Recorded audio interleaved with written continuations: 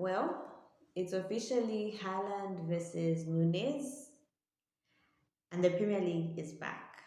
Hi guys, welcome back to my YouTube channel, Football with Priscilla. I am Priscilla. So hi guys, welcome back to my YouTube channel.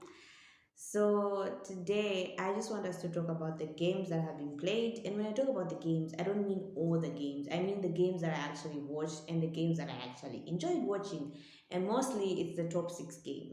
So before we get into the video for today, make sure you share, like, and subscribe.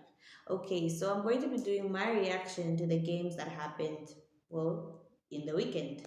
So the first game that we're going to look at is Arsenal versus who did Arsenal play? I wrote it in my book, in the PNN notebook. It's back. Okay, so I wrote it in this book. Arsenal played Arsenal played Crystal Palace. So that game ended with Arsenal uh where did I write that? Yeah, Arsenal 2, Crystal Palace nil. Now, okay, so I'm making this video like late in the night, and obviously I'm going to um uh obviously I'm going to upload it during the day, but like I'm making it like at night. So I'm drained, like I'm tired. Bear with me, ladies and gentlemen, bear with me.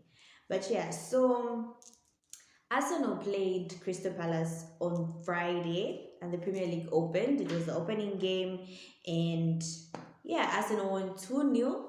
I think Arsenal looked sharp. I liked how they were playing. I like how they were passing the ball. You could see that Arteta has really now embedded his style of play in the Arsenal game, in the Arsenal team. His system is really doing well. You can see the system, you can see the style of play that Arsenal are playing. I like how they are going forward. I like the fact that they are youngsters and so they're so versatile. I like the way they are playing through the lines. Um, I like Gabriel Jesus for Arsenal. Really, I like how he's able to link up play and bring in the other players.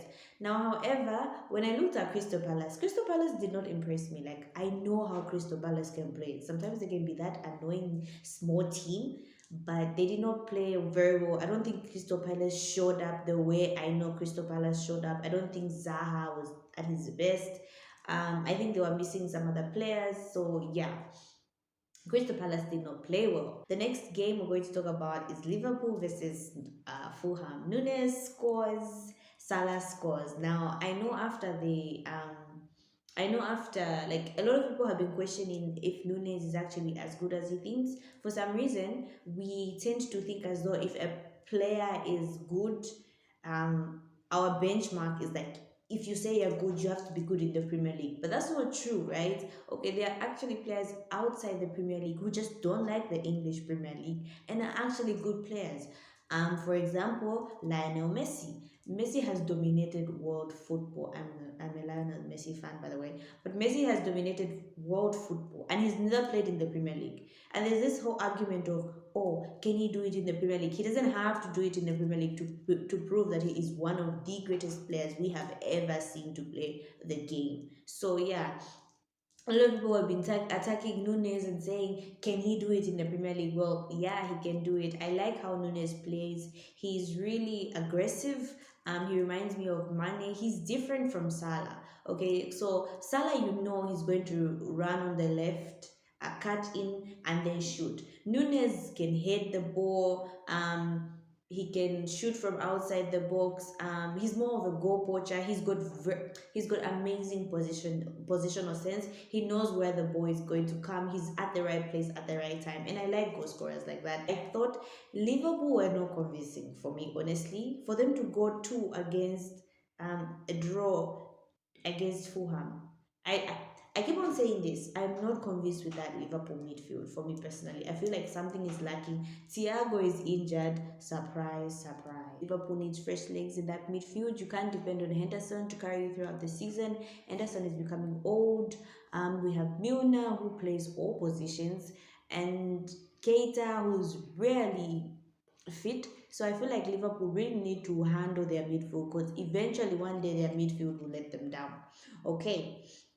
Fulham, on the other hand, I think Fulham played absolutely well. They played absolutely amazing. They did not shy away from the fact that they were playing Liverpool. They took Liverpool head on. They pressed Liverpool. They managed to fight the midfield battle, and so I was very impressed with Fulham. The other game that we're going to look at is Southampton versus Tottenham. Now, I've been saying this for the longest of time. Like, let's not sleep on Tottenham. I've been saying this for the longest period of time. When Tottenham was getting his transferred, I kept on saying this. Like, let's not sleep on Tottenham. The transfers that Tottenham have been making, the signings they've been getting, are actually good players. And when you look at Richarlison, obviously he's still saving his match ban.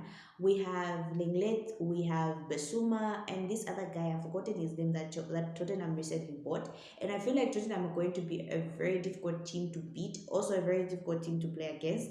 I really liked how they played. You could see, Conte is a winner. That's why I keep on saying Tottenham this season are going to win silverware. I don't know what they're going to win, but they're most definitely going to win silverware. So I was very impressed with the Tottenham team. I liked how they were playing. Obviously, Harry Kane, Son, amazing players as usual, right?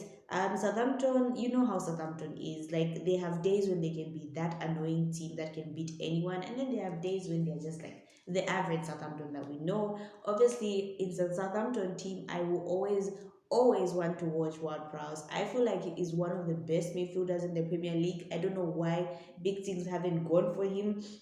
I think Ward Prowse is an amazing player, honestly, for me. I don't know why England doesn't even get him as a midfielder. I will never know why. But for me, Ward Prowse is one of the best midfielders in the Premier League.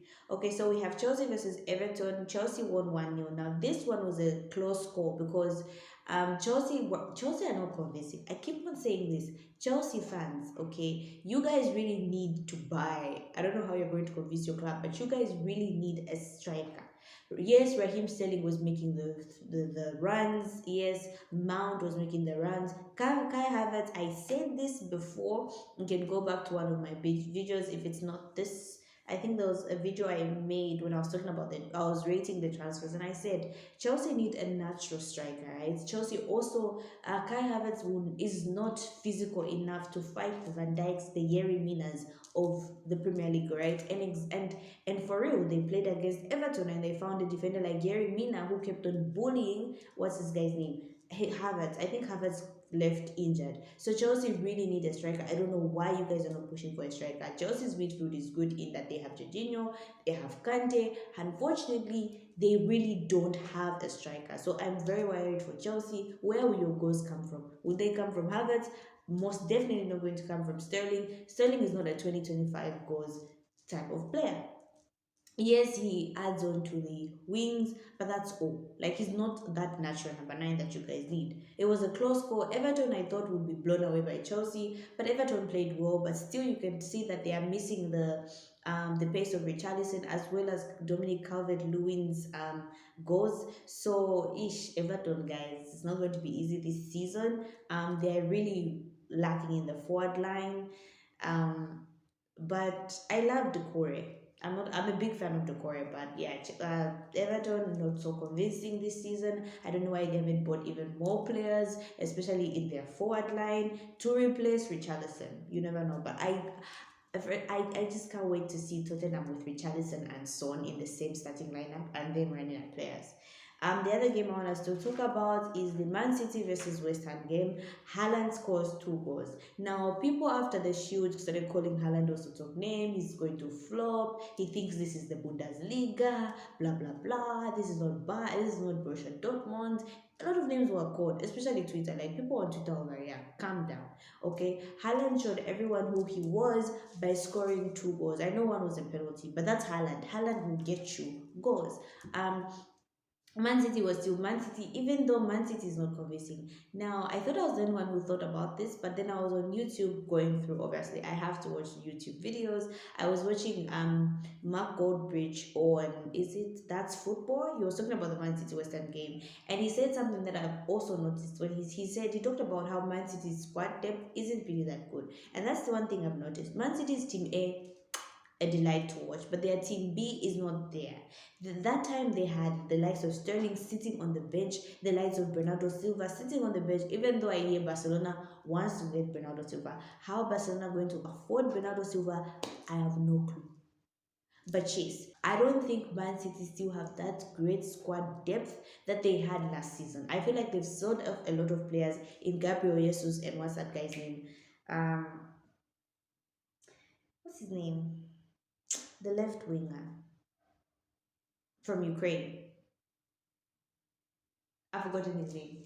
Anyway, so I feel like they haven't really replaced them. I feel like Man City is going to, their squad depth isn't the best. Like we've always known Man City to be that team who has a great team A and a great team B, but this time I feel like they have an amazing team A and not a convincing team B. So yeah, but I wasn't convinced with Man City's play. They were slow in the build up. Their midfield wasn't that amazing. I'm yet to watch Calvin Phillips sitting as a CDM for Man City. I feel like Cucurella would have been a great addition. Unfortunately, he went to Chelsea. But yeah, so Man City still managed to beat West Ham, obviously. West Ham did not play well. West Ham is still that team, obviously a great team that can beat a big team on their day. They are very they're not an easy team to beat. However, West Ham played well, but it's Man City.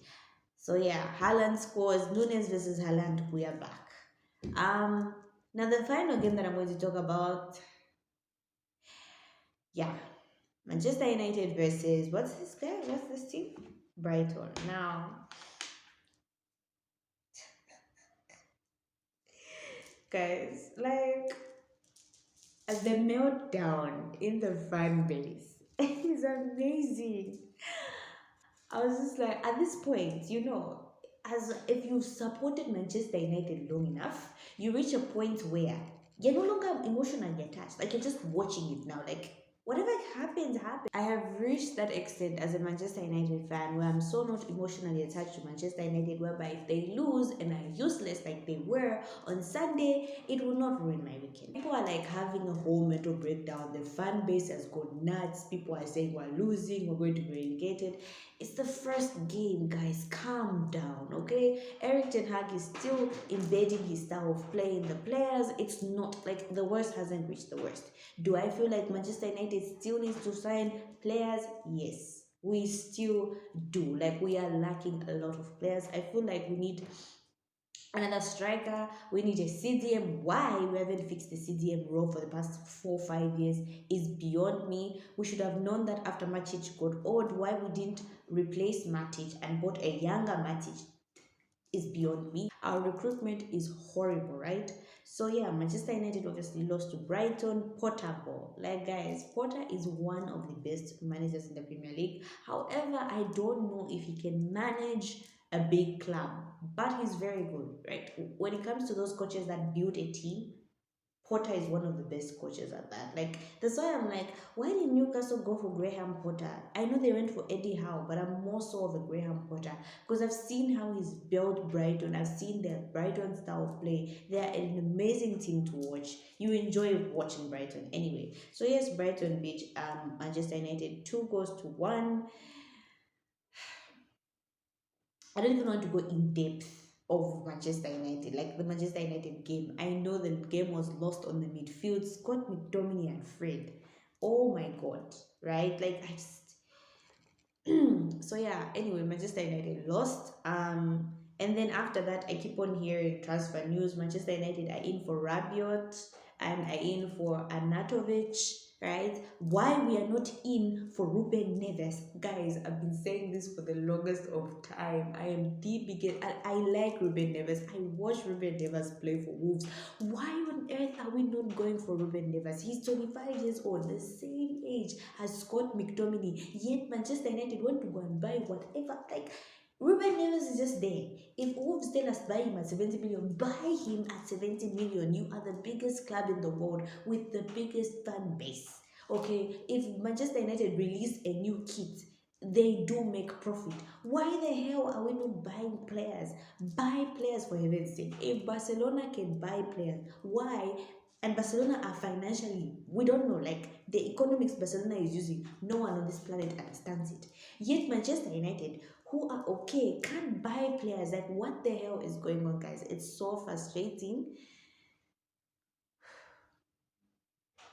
Anyway, so yeah. Um I'll make another video to see an in-depth, like to have an in-depth look of the transfers that Manchester want to have. Yeah, there's a lot of like the fan base is like going crazy with Manchester United trying to get Anatovic. Can you imagine they're even trying to bid more? Like, dude, look for someone else. So at this point, as a Manchester United fan, I've just decided to sit back and just watch the beautiful game of football. No attachment whatsoever. Let's just go with the flow. So yeah, so that's all I had for you guys today. So anyway, thank you so much guys for watching. Please do comment in the comment section, what do you think about the Manchester United? Like, do you think we should go for Anatovic, and is Rabiot a good signing? Like, I want to hear your views. Do you think Manchester United should go for a player like Ruben Neves? I honestly think we should. What do you guys think? What do you think about Arsenal? Do you think Arsenal will be part of the top four? Yeah, so you guys do put that in the comment section. So thank you so much guys for watching. Make sure you share, like, and subscribe. Bye.